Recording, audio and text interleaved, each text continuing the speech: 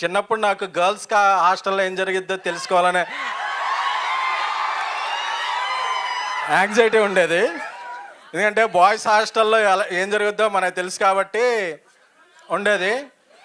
కాలేజీలో బాయ్స్ హాస్టల్లో ఎప్పుడు వెళ్ళినా రష్మి గారు మీ ఫోటోలు చాలా అంటించున్నాయండి. అంటే సో అలాగా. So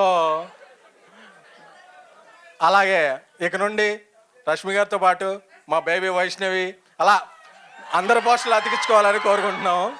so first of all ఈ స్టేజ్ మీద ఏదండి మీ ఇంట్లో ఎవరి ఫోటో ఉంది అని అడుగుతున్నారండి. అంటే సండే మండే ట్యూస్డే అలా 7 రిపీట్ అలా ఉండేది.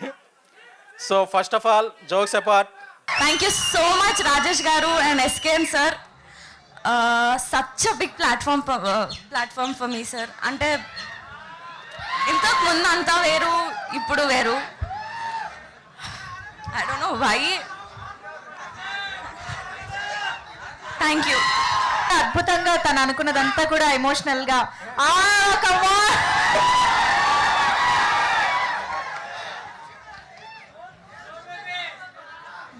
నాకు బేబీ రిలీజ్ అయిన తర్వాత రాజేష్ చెప్పాడు మనకు ఎక్కడెక్కడ నుంచి ఏ లాంగ్వేజ్ నుంచి వచ్చినాయి అంటే, ఫస్ట్ వచ్చిన మెసేజ్ల్లో ప్రదీప్ గారు, అశ్విన్ మారుమూర్తి గారు చాలా పెద్ద పెద్ద మెసేజ్లు పెట్టారు.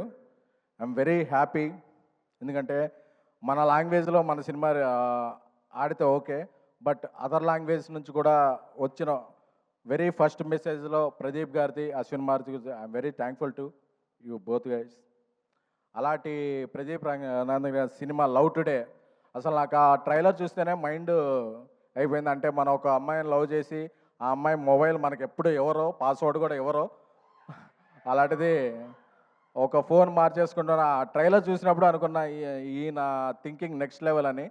సో సార్ మీ సినిమా నాకు చాలా నచ్చింది. మీకు తెలుగు ఎంతవరకు తెలుసో తెలియదు కానీ నా ఫీలింగ్స్ అర్థమవుతాయి అనుకుంటున్నాను బాడీ లాంగ్వేజ్ ద్వారా. ఎందుకంటే మనం చాలా సినిమాలని బాడీ లాంగ్వేజ్ చూసే ఇదవుతాం, అంటే అవి కాదు